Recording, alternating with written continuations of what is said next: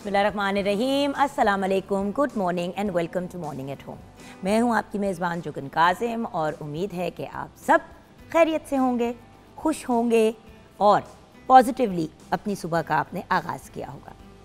सुबह की जब हम बात करते हैं, सुबह के आगाज़ की बात करते हैं, तो सुबह सुबह क्योंकि हम पाकिस्तानी हैं और पाकिस्तानी कौम आपको पता है सबसे पहले सोचती ही खाने के बारे में है, बल्कि एक खाना खा रहे होते हैं तो अगला खाना ऑलरेडी प्लान हो रहा होता है। हम इतना खाने की शौकीन कौम है। जिस मुल्क में लोग इतने शौक़ से खाना खाते हैं, वहाँ पे जब नाश्ता नहीं खाया जाता ना, तो मुझे पर्सनली बहुत हैरत होती है। देखिए व्यूअर्स, छोटे से थे तब से सुनते आ रहे हैं, माँ बाप पहले कहते थे कि भाई नाश्ता किया करो, खुदा का वास्ता है, स्कूल नाश्ता करके जाना है। फिर बड़े हुए, कॉलेज यूनिवर्सिटी का ज़माना हुआ, डांटे पिटती थी कि नाश्ते के बगैर नहीं जाना। फिर आज भी जब कभी कोई बात होती है, कोई चीज़ होती है, तो सबसे पहले आपसे यही बड़े भी पूछते हैं कि बेटा नाश्ता करते हो सुबह? और अक्सर लोगों का जवाब ये होता है कि नहीं, हम नाश्ता नहीं करते। अब जब हम नाश्ते की बात करते हैं तो क्यों, नाश्ता तो एक बहुत ही अमेजिंग चीज़ है। मतलब सुबह आप उठते हैं, पेट आपका खाली होता है, बिल्कुल आपका स्टमक एम्प्टी हो चुका होता है, आप उठते हैं, सुबह आप उठें, फजर के टाइम नमाज शमाज पढ़ें, अपने सारे मामलात करें, थोड़ी सी चहलकदमी कर लें, उसके बाद नाश्ता करके अपने दिन का आगाज़ करें। लेकिन 90% लोग ये नहीं करते। ज़्यादातर लोग जो हैं वो अपनी सुबह का आगाज़ करते हैं इसके साथ, और सारा दिन यही चीज़ जो है उनके साथ चिपकी होती है, जैसा पंजाबी में कहते हैं चिमड़ी हुई होती है। हम क्या करते हैं कि हम अपना सारा टाइम जो है सुबह उठते ही सबसे पहले मोबाइल उठाया जाता है। अभी आँख नहीं खुली होती लेकिन मोबाइल ओपन हो जाता है। उसके बाद हम अपना टाइम स्पेंड कर देंगे रील्स देखने पे, टिकटॉक पे चीज़ें देखते हुए, इधर उधर की बातें करते हुए, लेकिन नाश्ता नहीं करेंगे। भाई सुबह भूख नहीं लगती, दिल नहीं चाहता। मैंने अपनी अम्मी की एक दोस्त को कहा, मैंने कहा खुदा का वास्ता है, आप डायबिटिक हैं, आपको कुछ ना कुछ सुबह उठ के खाना चाहिए। आय हाय बेटा, मेरे से नहीं खाया जाता, सुबह उठ के ना मुझे मतली होती है। अब बात यह है कि व्यूअर्स, बहाने तो हम हज़ार बना सकते हैं और हो सकता है कि जेन्युइनली सुबह उठें खाएं तो नौजिया होता है। लेकिन रमज़ानुल मुबारक में फॉर एग्ज़ाम्पल जब रोज़े रोग रखते हैं तो क्या करते हैं, आपने सहरी के टाइम उठना होता है और आपने सहरी के बाद कुछ ना कुछ खाना होता है, क्योंकि आपको पता है कि फिर बाकी सारा दिन आप कुछ नहीं खाएंगे, आप पानी भी नहीं पिएंगे। तो अगर रोज़े के लिए हम इतनी जल्दी सुबह उठ के ज़बरदस्ती 1 2 4 दिन सहरी करते हैं, उसके बाद आपको आदत पड़ जाती है। तो जब हम ये चीज़ कर सकते हैं तो फिर अपनी ज़िंदगी का या अपनी रूटीन का हिस्सा नाश्ता क्यों नहीं बना सकते। व्यूअर्स, नाश्ता होना चाहिए चैम्पियंस वाला, यानी कि जब आप सुबह उठें, आपके जो भी वॉशरूम वगैरह ये वो मामूलात सारा कुछ हुआ, उसके बाद ब्रेकफास्ट करके फ्रेश होके, पेट आपका भरा हुआ है, माइंड आपका फुली फंक्शन कर रहा है, फिर जब आप काम पे जाएंगे, बच्चे स्कूल जाएंगे, हस्बैंड दफ्तर जाएगा, कोई भी आप इस तरह के मामलात करेंगे तो आपके लिए आसानी होगी। हमें रियलाइज़ करना है कि नाश्ता क्यों, मतलब देखिए, किसी भी न्यूट्रिशनिस्ट, किसी भी डाइटिशियन, किसी भी डॉक्टर से पूछें तो आपको ये नहीं कहेगा कि सुबह आपने नाश्ता नहीं करना। हमेशा आपको यही कहा जाएगा कि जी ब्रेकफास्ट में आप ये चीज़ें ज़रूर लेंगे।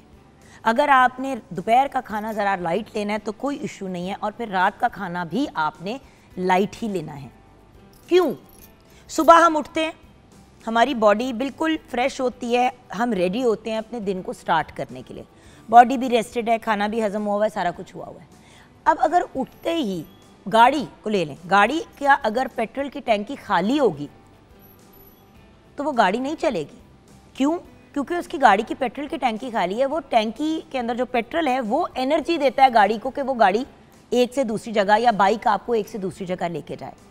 तो इंसान की बॉडी में भी जब तक आप खुराक नहीं डालेंगे, जब आप हेल्थ के पॉइंट ऑफ व्यू से जिन चीज़ों की रिक्वायरमेंट है वो नहीं डालेंगे, जब इंसान में कोई तवानाई ही नहीं होएगी, कोई एनर्जी नहीं होएगी कुछ करने की, तो वो अपना दिन कैसे गुजारेगा। अब ये चीज़ आप सबसे पहले बच्चों को अप्लाई करें।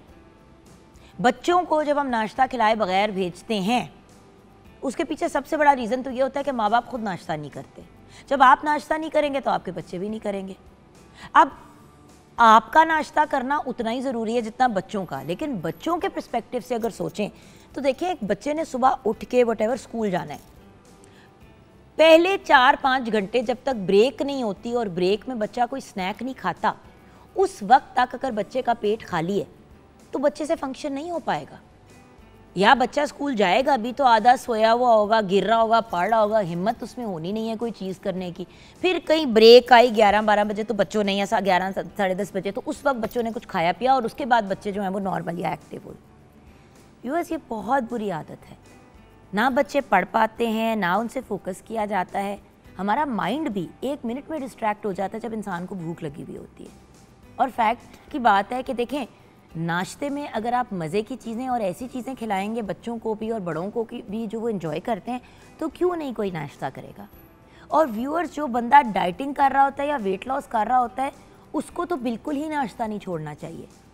अगर आप दिन का आगाज़ ही भूख में करेंगे, यानी कि आप भूखे रहेंगे, तो आपका मूड भी ऑफ होगा, ना आपसे काम होगा, और अगर आप पढ़ते हैं तो आपसे पढ़ाई नहीं होगी। तो आज मैंने स्पेशली एक रिमाइंडर के तौर पे आप सबसे रिक्वेस्ट करनी है कि प्लीज़ नाश्ता ज़रूर खाया करें, नाश्ता करके घर से निकला करें, बच्चों को भी नाश्ता कराएं, घर के बुज़ुर्गों को भी कराएं। और बाय द वे व्यूअर्स, ये अपनी फैमिली के साथ कनेक्टेड रहने का और उनके साथ एक ज़्यादा मजबूत ताल्लुक़ क्रिएट करने का एक बेहतरीन तरीका है। फैमिली एंड फ्रेंड्स एंड ये सारे लोग जो हैं, इनके साथ वक्त हम तभी गुजारते हैं, अच्छा टाइम हमारा तभी गुजरता है जब किसी खाने की मील पे बैठते हैं साथ। दोपहर को अक्सर माँ या बाप काम पे होता है, बच्चे स्कूल से अपने टाइम से आते हैं, चीज़ें ऊंच नीच हो जाती हैं। एक रात का खाना, एक डिनर होता है और एक सुबह का टाइम होता है जिस वक्त लोग साथ खाना खा सकते हैं। और रात को अक्सर ऐसा होता है कि घर के जो बड़े होते हैं वो खाना जो है वो 8:30-9 बजे खा रहे होते हैं, बच्चों को 7 बजे नाश्ता खाना खिला देते हैं, जिसकी वजह से वो टाइम भी साथ नहीं गुजरता। तो कम से कम सुबह के वक्त जब इंसान जागता है, फ्रेश होता है, पूरी फैमिली साथ डाइनिंग टेबल पे बैठे या किसी एक जगह पे बैठे, दस्तरखान लगा के सारे मिल के साथ नाश्ता करें, कोई 2-4 दिल की बातें करें, कोई आज क्या करना है क्या नहीं करना। ब्रेकफास्ट और ब्रेकफास्ट का टेबल एक ऐसी जगह बन सकती है जहाँ पे आप अपनी फैमिली के साथ कनेक्ट भी कर सकते हैं और आप अपनों के साथ वक्त भी गुजार सकते हैं। 042992000648 पे आप कॉल कर सकते हैं। मॉर्निंग एट होम हमारा फेसबुक का पेज है। किचन की तरफ बढ़ते हैं, शेफ़ कोमल मलिक हमारे साथ हैं। अस्सलाम वालेकुम। वालेकुम अस्सलाम, कैसी हैं आप? बिल्कुल ठीक। कोमल, सबसे पहले तो रेसिपी की तरफ जाने से पहले नाश्ते की क्या अहमियत है आपकी नज़र में, being a chef? Being a chef, जो ब्रेकफास्ट है वो रॉयल तरीके से करना चाहिए। हम लोग अपने डिनर्स रॉयल करते हैं, रात को पार्टीज़ और खाना, जबकि कहते हैं कि जो डिनर है वो सबसे लाइट वेट होना चाहिए। बिकॉज रात को आपने खा के सो जाना है, बिल्कुल, वो खाना बर्न ही नहीं होना, वो यूज़ ही नहीं होना। बिल्कुल। तो यानी कि सोए हुए अगर आप बहुत ज़्यादा कुछ खा लेते हैं, अव्वल तो लाइट भी खाना है, तो लाइट खाना भी खा रहे हैं रात को, तो 2 घंटे 3 घंटे सोने से पहले खाएं। कम से कम 8 o'clock 9 o'clock तक आप अपना मील खत्म भाई बेटे, लोग तो अभी खाना खाएंगे, जैसे अभी खाना खाया और उसके 10 मिनट बाद जाके लेट गए, ऐसे ही है। तो इतना बर्डन आपके निज़ाम हज़म पे पड़ता है। ऐसे ही है। वो फैट भी किस वजह से आता है। आप ब्रेकफास्ट करें, ब्रेकफास्ट में लाजमी, आप वही बात है, अगर आप मुर्ग मसाला भी ब्रेकफास्ट में खाते हैं तो आपका सारा दिन है डाइजेस्ट करने के लिए। और उसके अलावा हैवी ब्रेकफास्ट आप जब करते हैं तो अगर आपने अच्छा नाश्ता किया हो तो दोपहर का खाना भी बिल्कुल, आपको भूखे नहीं चढ़ते भूख के। बिल्कुल, आप लाइट सा अपना लंच फिर भी थोड़ा सा हैवियर ले सकते हैं। बिल्कुल। उसके बाद जो आपका डिनर है वो लाइट होना चाहिए। इधर सिस्टम बिल्कुल उल्टा चलता है। यस, ऐसे ही है। बड़ी दफ़ा लोग कहते हैं कि यार हम नाश्ता नहीं खाते, हम लंच एंड डिनर करते हैं। ओ भाई, नाश्ता कर लें, लंच को स्किप कर लें, फिर डिनर कर लें, वो फिर भी काबिल कबूल है। और वैसे तो दिन में 2 दफ़ा खाएं, ज़रूर खाएं, अच्छे से खाएं। एक आपका नाश्ता अच्छा होना चाहिए और एक आपका लंच अच्छा होना चाहिए। डिनर आपने लिटरली वो जो कहते हैं ना फ़कीरों की तरह करना, बिल्कुल। नाश्ता बादशाह की तरह, ऐसे ही है। लंच आपका वजीर की तरह और खाना आपका रात का फ़कीर की तरह। बिल्कुल। लेकिन हमारा यहाँ पे ऑपोजिट है। तो बहरहाल मैं कहती हूँ कि ब्रेकफास्ट करना चाहिए। आपका मूड भी सुबह देखेंगे फ्रेश रहता है, नहीं तो आपके मूड स्विंग्स होंगे, आप चिड़चिड़े रहेंगे। खाली पेट खाली है तो मूड भी खराब होगा, दिमाग भी नहीं काम करेगा। बच्चों को खाली पेट जब आप स्कूल भेज देते हैं, कहते हैं खैर है लंच खा लेंगे, तो लंच का टाइम तो 10-11 बजे के बीच में होता है। ऐसे ही है। तो वो जो पहले 2-3-4 घंटे बच्चे ने गुजार दिए, ना उसको कुछ समझ आई क्लास में, बिल्कुल, ना उसने कोई बात की, ना उसको कुछ पता चला। ऐसे ही है। और जिन लोगों के बच्चे अफोर्ड नहीं करते वो तरस रहे होते हैं कि हमारे बच्चे रज के नाश्ता करके किसी टाइम स्कूल जा पाए। बिल्कुल। तो और अगर आप साहिब हैसियत हैं तो खुदारा प्लीज अपने बच्चों की सेहत और तवानाई का ख्याल रखें, और जब तक आप नाश्ते नहीं करेंगे आपके बच्चे भी नहीं करेंगे। ऐसे ही है। अच्छा, आज बना के आज हम बना रहे हैं बीफ चपली कबाब। ओके। और चपली कबाब की रेसिपी मैं आपको दे देती हूँ। उसके लिए चाहिए आपको बीफ का कीमा, आधा किलो अदरक लहसुन का पेस्ट, 1 चाय का चम्मच अनारदाना, 1 खाने का चम्मच सुर्ख मिर्च, 1 खाने का चम्मच नमक हस्बे ज़रूरत, अजवैन 3/4 चाय का चम्मच, धनिया और जीरा 2 खाने के चम्मच, हरा धनिया 2 खाने के चम्मच, हरी मिर्चें 3 से 4 अदद, टमाटर 1 अदद, प्याज 1 अदद, अंडे 2 अदद, मकई का आटा 4 खाने के चम्मच और तेल फ्राई के लिए। इसमें आया कि आप चिकन के बना सकते हैं, बीफ के बना सकते हैं। मैं इस टाइम बीफ के बना रही हूँ। बीफ में आप सारे जो सूखे मसाले हैं वो डाल लें, और जब प्याज है उसको बारीक चॉप करके उसका पानी निकाल के डालें, क्योंकि वरना ये आपका स्टिक नहीं होगा। और मैंने जो मकई का आटा यूज़ किया है, आप इसकी जगह फैट भी यूज़ कर सकते हैं, और इसका अल्टरनेट आप मैदा भी यूज़ कर सकते हैं, एज़ योर चॉइस। और इसके साथ आपने इसको मैरिनेट करके आधा पौना घंटा पहले रख लें, तो उससे यह है कि आपके नमक मिर्च जो सी आपके कीमे में ज़रा अच्छी से मैरिनेट हो जाएगी, और उसके बाद आप उसको फ्राई कर लें। नॉन स्टिक में करेंगे तो डीप फ्राई नहीं करें, क्योंकि वो अच्छा नहीं होता। आप वैसे है कि लाइट ऑयल में फ्राई कर लें, और इसको आप केचप के साथ या दही के साथ सर्व कर सकते हैं, एज अ बर्गर यूज़ कर सकते हैं। It's your choice. बिल्कुल। और बात यह है कि अब देखें ना, जैसे चपली कबाब है, ये एक ऐसी चीज़ है कि अगर आपने प्रिपेयर कर दिया, आपने हाफ टन करके फ्रीज़ कर दिया। बड़ी दफ़ा ये होता है कि सुबह नाश्ते में समझ नहीं आ रही थी कि क्या खाएं। अब आप चपली कबाब ले लें फॉर एग्जांपल, एक आपने चपली कबाब ले लिया, 2 आपने बॉइल्ड अंडे खा लिए, अभी आपका बहुत ही हेल्दी और बहुत ही आपके पेट भरा देने वाला नाश्ता है। नाश्ते में वैसे ही प्रोटीन ज़्यादा लेनी चाहिए। अब चपली कबाब एक बड़ा अच्छा ऑप्शन है। अगर जी चाह रहे चपली कबाब खाने का तो लंच में ले लें या आप ब्रेकफास्ट में ले लें। अच्छा, डिनर में भी आप खा सकते हैं। प्योर आपने चपली कबाब ले ली, उसके साथ आपने रोटी या चावल नहीं लिए, रायता सैलेड खा लिया आपने, बहुत अच्छी मील है। दाल का बोल ले लिया, साथ में सलाद का एक बोल खा लिया, साथ रोटी चावल नहीं ली, बहुत अच्छी मील है। और रात के पॉइंट ऑफ व्यू से एक बहुत मुनासिब चीज़ खा ली। ठीक जी, डन हो गया जी, डन। अब आप अपना काम करें, मैं ये काम करती हूँ कि मैं ब्रेक की तरफ जाती हूँ। ब्रेक के बाद जब वापस आएंगे तो हेल्दी लिविंग की जब हम बात करते हैं तो सेहत के साथ हर इंसान की एक ख्वाहिश होती है कि वो खुश हो, हैप्पीनेस उसे मिल जाए। तो एक्चुअली खुशी या खुश होने का तरीका क्या है एंड की टू हैप्पीनेस क्या है, ये हम डिस्कस करेंगे ब्रेक के बाद।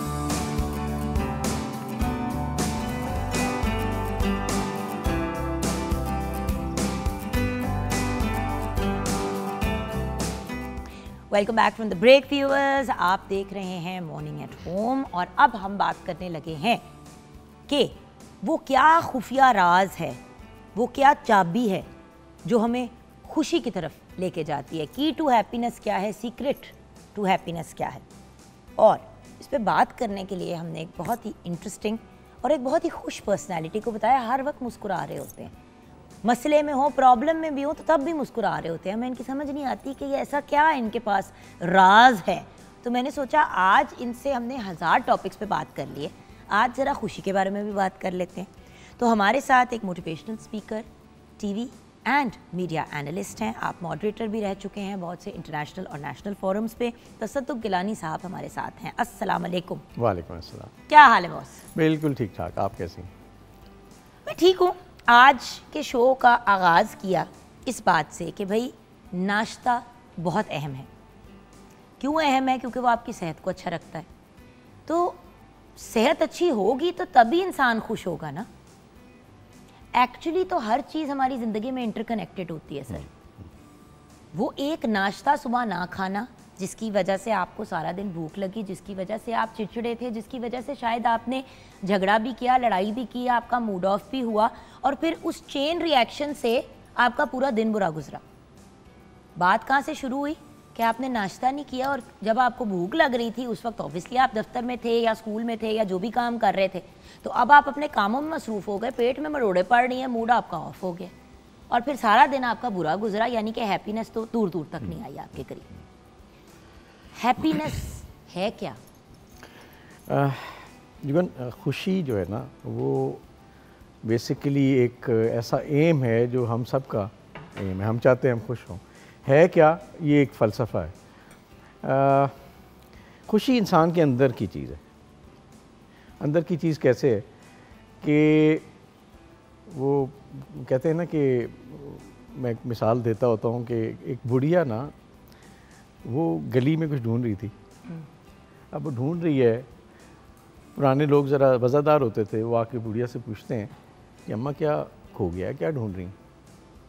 तब मैंने कहा मेरी सुई गुम गई। तो उन्होंने तलाश करना शुरू कर दी। अच्छे लोग थे, वक्त देते थे एक दूसरे को। तो काफ़ी देर ढूंढते रहे, उन्हें वो सुई नहीं मिली। तो उन्होंने कहा अम्मा वो सुई गुमी कहाँ थी? उसने कहा वो अंदर कमरे में। क्या अम्मा सुई तुम्हारी अंदर गुमी है, ढूंढ हम बाहर हैं, कैसे मिलेगी? तो ये सुई जो है ना, ये खुशी, ये आपके मेरे अंदर है।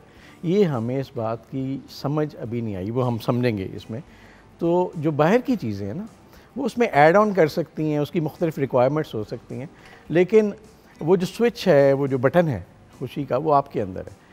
जैसे आपने कहा नाश्ता, सेहत, आप सेहत की कदर उस बंदे से पूछें जो अपने बिस्तर से उठ नहीं सकता, ठीक है? और मेरे पास वो सेहत है। वो साधु थे, उनकी वो मिसाल थी कि वो एक बंदा कहता जी मैं बड़ा, एक बंदा आया उनके पास, उन्होंने कहा मैं बड़ा परेशान हूँ, मेरा कारोबार लुट गया है, मेरा बैंक बैलेंस ख़राब हो गया है, मैं सड़क पे आ गया हूँ, मैं चाहता हूँ मैं मर जाऊँ। तो साधु ने से कहा कि ऐसे करो कि ये ना हाथ अपने नाक पर मुँह पे रखो, जब तक मैं ना कहूँ तुमने सांस नहीं लेनी, छोड़ना नहीं है। तो थोड़ी देर भाग के बाद ना उसका मुँह सुर्ख होना शुरू हुआ। At a certain point of time साधु ने कहा चलो हुण तुसी साह लै लो। वो बंदा कहता है जिस दिन वो मैंने पहली सांस अंदर खींची ना, मुझे लग रहा था कि मुझे सिर्फ जीना है, मेरी सबसे बड़ी खुशी ये वो सांस है जो मुझे आ रही है। तो जो कि हम कितनी सांसें लेते और छोड़ देते हैं, तब तक नहीं आई जब तक सांस नहीं रोका, जब तक वो छीनी नहीं। तो हम क्या कोशिश कर रहे हैं, मैं और आप क्या कोशिश कर रहे हैं कि हम लोगों को एहसास दिलाएं, अपने आप को भी, कि जो चीज़ है उसकी कदर करें। ये जो शुक्र है ना, ये जो कदर है, ये अनफॉर्चुनेटली हम मिस करते हैं। हमारे पास जो है, एक तो उसका हमें शऊर नहीं है, दूसरा उसकी हमें कदर नहीं है। तो सेहत इतनी बड़ी नेमत है कि मेरे ख्याल इसी पे आप अगर इसका सोच लेना तो आपकी खुशी की इंतहा ना रहे कि यार मैं बग़ैर मसनूई टांग के जी रहा हूँ, मेरा दिल वो है जो कुदरत ने मुझे दिया, वरना लाखों लगा के आप वो मसनूई दिल लगाते हैं। तो there are so many things to be happy. तो ये आपके अंदर इतनी बड़ी चीज़ है जिससे आप खुश हो सकते हैं। बात ये है कि अगर हम थोड़े से माइंडफुल हो जाएं या कॉन्शियस हो जाएं इन चीज़ों का, तो तब इंसान, अब देखें ना, कोविड में लोगों को सांसों की कदर आई, क्योंकि बहुत से लोग इस दौरान इस दुनिया से ही रुखसत हो गए। अच्छे खासे नॉर्मल हेल्दी लोग जो आपको लगता था हेल्दी हैं, उनके कोई जिस्म में कोई ऐसी चीज़ें थी कि वो लिटरली वो ऐसे मुझे लगता था कोविड में कि सर्वाइवल ऑफ द फिटेस्ट है, कि बस वो लोग उसमें से निकल आए जो, मतलब एक परसेंटेज तो लोगों की चली गई ना इस दुनिया से कोविड की वजह से। हर फैमिली में कोई ना कोई ऐसे लोग हैं जो मुतासिर हुए हैं कोविड से। अच्छा, मेरी एक दोस्त है, वो व्हील चेयर में है, वो वेस्ट से नीचे उसको कुछ नहीं महसूस होता। एक दफ़ा उसे कहा, मैं कहा यार तू हंसती रहती है और तू सबको हंसाती रहती है, गुस्सा नहीं चढ़ता, फ्रस्ट्रेशन नहीं होती, दिल नहीं चाहता किसी का। मैं ऑब्वियसली जब आपके फ्रेंड्स जब इतने आप क्लोज फ्रेंड्स होते हो तो आप खुल के बात करते हो। मैंने कहा तुम्हारा कभी दिल नहीं चाहता किसी का तुम सिर फाड़ दो कि भाई तुम लोग चल सकते हो, मैं क्यों नहीं चल सकती? तो मुझे बड़ी प्यारी बात की, कहती है जे तुझे पता है मेरा एक्सीडेंट हुआ था, उसके बाद ये सारा मामला हुआ और वेस्ट डाउन, मैं नहीं कुछ कर सकती, मैं व्हील चेयर में आ गई। शी सेड पहला साल तुझे पता है मैं कितनी डिप्रेशन में थी। मैंने कहा मुझे पता है, तुम रोती रहती थी, तुम्हारी हम लिटरली उसकी ऑनलाइन थेरेपी करवाते थे बाहर के एक डॉक्टर से, 2 दफ़ा हफ्ते में उनसे और 3 दफ़ा हफ्ते में एक पाकिस्तान में, मतलब डेली उसकी माहिर नफ्सियात से मंडे टू फ्राइडे बात कराई जाती थी, उसको स्टेबलाइज। अच्छा, फिर एकदम से ना उसका दिमाग ही चेंज हो गया और वो एकदम से पॉजिटिव हो गई। उसका दिल चाहे कि मैं और लोगों की हेल्प करना चाहती हूँ जो व्हील चेयर में है, बड़े लोगों को व्हील चेयर्स भी प्रोवाइड करती हूँ। मैंने कहा हुआ क्या? कहती है यार साल एक्सीडेंट के बाद मैं इसी तरह गई अपनी फिजियोथेरेपी कराने के लिए, 7 वाले बेड पे मेरे से आधी उम्र की एक बच्ची लेटी हुई थी जो सिर्फ बोल सकती थी, वो व्हील चेयर तक नहीं ऑपरेट कर सकती थी क्योंकि ना उसके हाथ, एक उंगली भी उसकी काम नहीं करती, वो गर्दन से नीचे पैरालाइज थी। कहती है जुगन मैंने कानों को अपने हाथ लगा लिया, कहती क्योंकि उसकी फिजियोथेरेपी के दौरान वो लोग बातें भी कर रहे थे, डिस्कस भी कर रहे थे, इसकी इस साइड पे फिजियोथेरेपी हो रही थी। कहती है बीच में सिर्फ एक कपड़े का वो पर्दा था। कहती है जुगन वो बच्ची इतनी प्यारी बातें करे और वो कहे ओ मैंने उस दिन ना नेटफ्लिक्स पे ये वाली सीरीज़ देखी, मैंने इतना एंजॉय किया, आपने वो देखी है डॉक्टर साहब, आप भी ज़रूर देखिए। वो कहती है इतनी पॉजिटिव बत्ती थी, उतनी ही नेगेटिव मैं थी जिसकी टांगे नहीं काम करती, लेकिन वेस्ट से ऊपर तो मैं ठीक हूँ, बाकी तो सब ठीक है, सिर्फ मेरी टांगे। सोचें कितनी बड़ी बात है किसी ने अपने मुंह से कहना कि यार सिर्फ टांगे ही नहीं मेरी चलती ना, जिसकी टांगे ना चलती। प्रॉब्लम ये है। सो ट्रू, बिल्कुल ठीक कह रही हैं। अब यही चीज़ हमने ना हम कहते क्या हैं, इंसान बड़ी एक अजीब व गरीब मखलूक है। मैं सब कहता हूँ कि उसको एहसास दिलाना पड़ता है, उसके अपने एहसासात जो है ना वो काम नहीं करते। कभी कभी ना, अभी हम थोड़ी देर पहले बात कर रहे थे, अल्लाह ताला आपको ना मुख्तलिफ़ जगहों से इम्तिहान में डालते हैं। अल्लाह से ज़्यादा कोई प्यार तो नहीं करता ना, नहीं कोई नहीं करता। हम अपनी औलाद से कितना प्यार करते हैं। अच्छा, प्यार करके हम उनको इम्तिहान में नहीं डाल सकते, क्योंकि हम कहते हैं यार इसको मसला ना हो जाए, इसको मुश्किल ना पड़ जाए। यही हम गलती करते हैं। अल्लाह ताला हमें इतना प्यार करने के बावजूद इम्तिहान में डालते हैं क्योंकि हम मजबूत हो जाएं, राइट। तो हमें ये समझना है कि ये जो इम्तिहान जो मेरे बस में नहीं था, मेरे सामने आया है, तो इसमें उसकी कोई हिकमत है। और इस हिकमत को समझना ज़रा मुश्किल है, क्योंकि हम ऐसे लोगों में सराउंडेड हैं ना जो हमें नाशुक्री सिखाते हैं, जो हमें नेमतों की कदर करना नहीं सिखाते। अच्छा सॉरी, मैं यहाँ पे आपको रोक के एक बात कहूँगी। अब इसके बारे में सोचना है आपने फ़ौरन रिस्पॉन्ड नहीं करना सर। आप अपने बच्चों को खुश रखने के लिए क्या करते हैं? बेसिकली हर बंदे की अपनी एज अ पेरेंट अपनी अप्रोच है ना। हो सकता है कि कुछ लोग मुख्तलिफ करते हो, मैं ये करता हूँ कि डेफिनेटली उनको जो सहूलत मैं फ़राहम कर सकता हूँ करूँ, लेकिन मैं उनको ये कोशिश ज़रूर करता हूँ कि ये अपने काम खुद करें, ये अपना बर्डन इवन थॉट प्रोसेस का भी मेरे ऊपर ना डालें। अच्छा नहीं भैया, आप मैं आपको बताती हूँ मैंने आपसे ये क्यों पूछा। भैया हमारी सबसे बड़ी प्रॉब्लम शुरू होती है जब बच्चा हमारी गोद में आता है।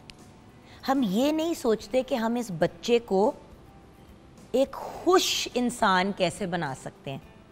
भैया एज पेरेंट्स, बट जब हमारा बच्चा हमारी गोद में आता है तो हम सबसे पहले ये सोचते हैं मैं इसको बड़ा आदमी बनाऊंगा, या मैं इसको एक कामयाब अपनी बेटी को कामयाब बनाऊंगी, अपने बेटे को कामयाब करूंगी, वो पढ़ाई में उनके सबसे अच्छे नंबर आएंगे, मैं उनकी तरबियत है वो।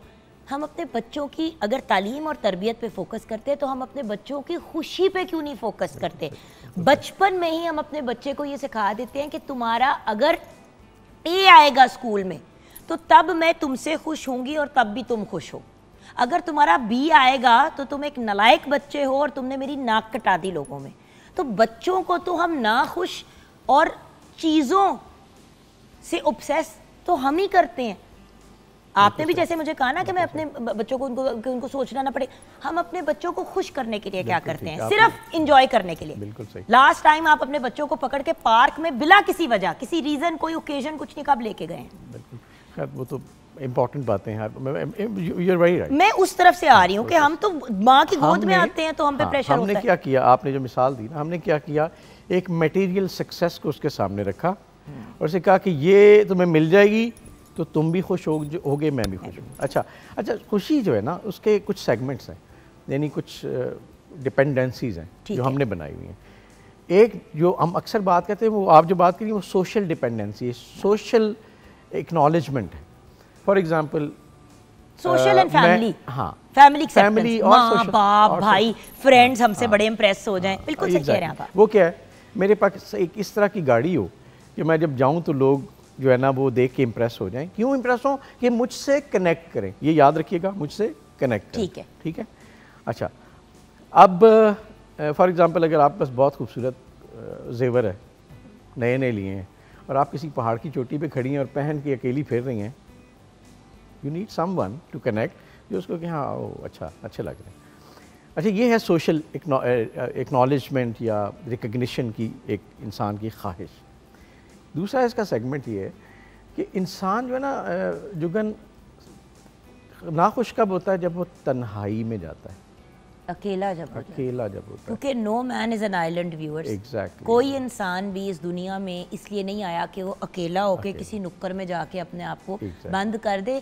ये ज़्यादा से ज़्यादा वो लोग कर सकते हैं जो सूफी या जो बुद्धिस्ट मंक्स होते हैं, बट उनका भी कनेक्शन होता है इंसानों से। वो सीखने के लिए शायद तन्हा होते हो, सिखाने के लिए तन्हा नहीं होते। एक इंपॉर्टेंट चीज़ है, मैं एक सेकंड के लिए सोचा भी नहीं, कल से मैं इस टॉपिक के बारे में सोच रही हूँ, मैंने तो ये एस्पेक्ट सोचा ही नहीं कि लोनलीनेस, डिप्रेशन जो हैप्पीनेस का ऑपोजिट है, उसका सबसे बड़ा रीज़न है अकेले। अच्छा, लोनलीनेस ये अगेन आया कनेक्ट करने से, हम कनेक्ट को कंसिडर करें।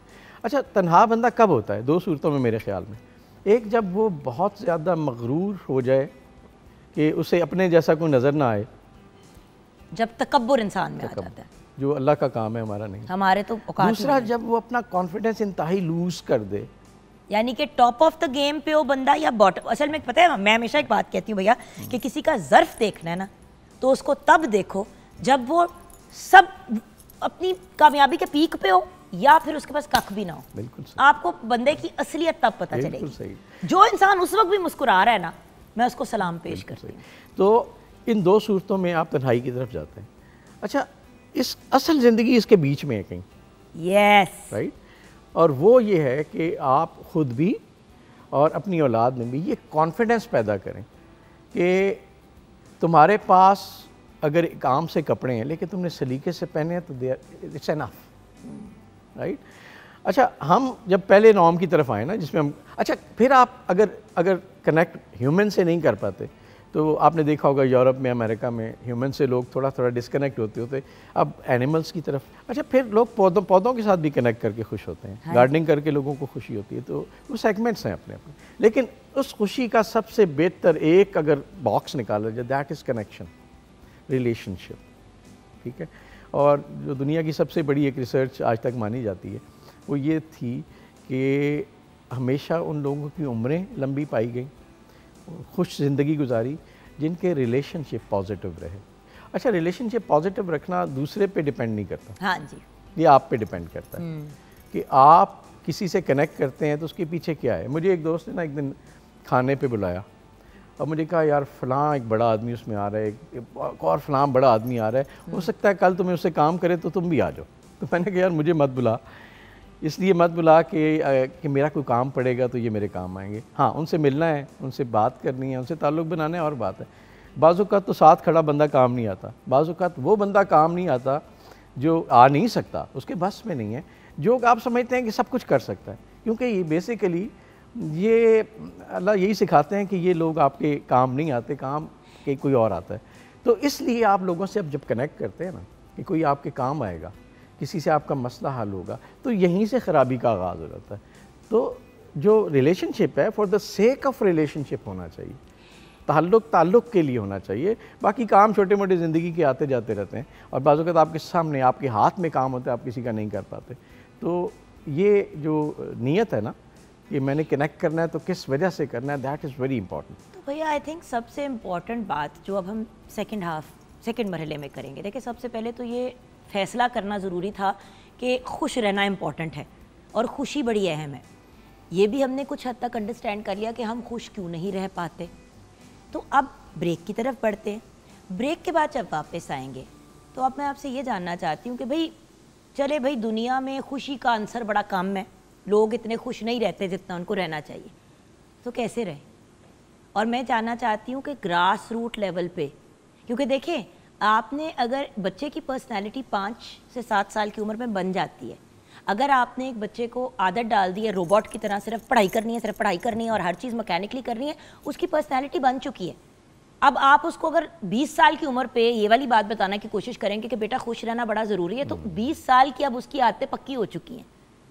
ग्रास रूट लेवल पे खुशी कितनी इम्पॉर्टेंट है और बच्चों को खुश रहना कैसे सिखाएं ताकि वो जब सद्दुक भाई और मेरी एज पे पहुंचे तो वो हैप्पी पीपल ऑलरेडी हों, हमने उनको हैप्पीनेस की तरफ ना ले जाना हो। ये हम जानेंगे ब्रेक के बाद।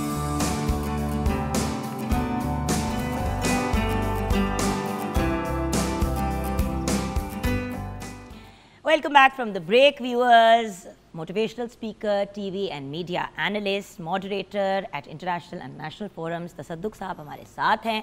भैया बात ये है कि मैं अभी यही सोच रही थी ब्रेक के दौरान के अभी हम बैठ के 100 बातें कर रहे हैं कि ये भी कर सकते हैं, वो भी कर सकते हैं, ऐसे भी होता है। इस वक्त इस लम्हे में अगर जुगन खुश हो जाए कि भाई एक बंदा ऐसे उसके सामने बैठा हुआ है जिनके साथ पहले तो मेरा आपके साथ बड़ा एक फॉर्मल ताल्लुक था, लेकिन हमने अब इतना एक दूसरे के साथ काम कर लिया, मुलाकातें हो चुकी है कि अब आपके साथ लिटरली एक फैमिली वाला ताल्लुक है।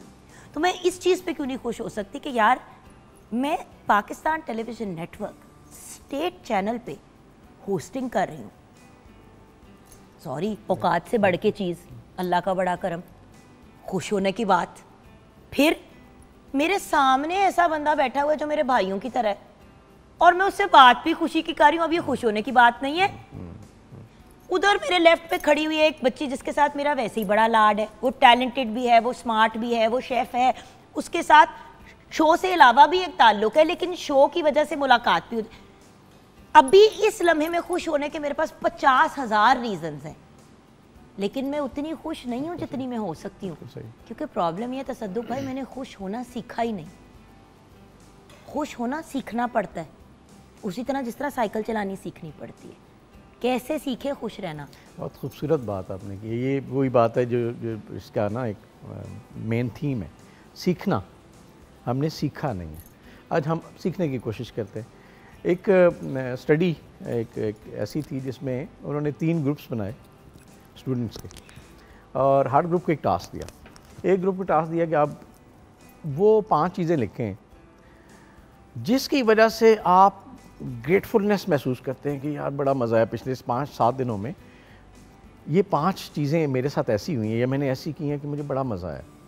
दूसरे ग्रुप को कहा कि आप ऐसी 5 चीज़ें लिखें जो आपके चैलेंजेस थे पिछले 1 हफ्ते में, और थर्ड ग्रुप को उन्होंने कहा कि कोई 5 चीज़ें लिखें। अच्छा, वो तीनों ने, लेकिन आफ्टर 10 डेज़ जब उन्होंने एनालिसिस किया और उसको देखा तो सबसे ज़्यादा खुश कौन सा ग्रुप था? पहले नंबर वाला, जिसने लिखा था कि कौन सी ऐसी 5 चीज़ें थीं जिसने मेरी ज़िंदगी में बड़ा मुझे खुशी दी। ठीक है, तो इससे ज़ाहिर क्या होता है? इससे ज़ाहिर ये होता है कि हमें बैठ के उन चीज़ों पे गौर करना है जो हमारे लिए पॉजिटिव थी। एक तो सर एहसास, और दूसरी बात जिसको हम ग्रेटफुलनेस आप कहते हैं, ग्रेटफुलनेस क्या होती है? रिकग्नाइज करना कि मेरे ज़िंदगी में ये चीज़ नॉर्मल से हट के बहुत अच्छी हुई, अल्हम्दुलिल्लाह। लेकिन यहाँ पे मैं अपनी आप को ये मॉडिफाई करूँगी, ये नहीं कि मेरी ज़िंदगी में कुछ आउट ऑफ द ऑर्डिनरी हुआ, मेरी ज़िंदगी में मैं सांस भी ले रही हूँ तो अल्लाह का शुक्र है। अब देखिए ना, मैं आपसे बात करते हुए भी मैंने गलत बात कह दी कि नॉर्मल से हट के। नॉर्मल से हट के ही क्यों? नॉर्मल होना ही तो सबसे यही तो बड़ी इतनी खुशी अच्छी है। बात है भाई। एक मजे का कप कॉफी का है, अल्लाह का करम है कि साफ पानी पड़ा हुआ है मेरे साथ पीने को, मैं बोल सकती हूँ, मैं चल सकती हूँ, मैं देख सकती हूँ।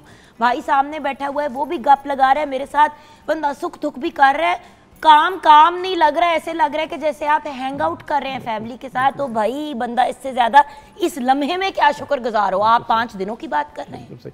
आपने कभी महसूस किया, अगर किसी गांव में आप गई हो या किसी बुजुर्ग से मिली हो, तो वो चाय पीते हुए उनकी एक आवाज़ आती है जिसको हम थोड़ी बदतहजीबी समझते हैं, हम मॉडर्न हो गए ना, शुरुप करके, वो शुरुप करके ना उसका एक टेस्ट ले रहे होते हैं।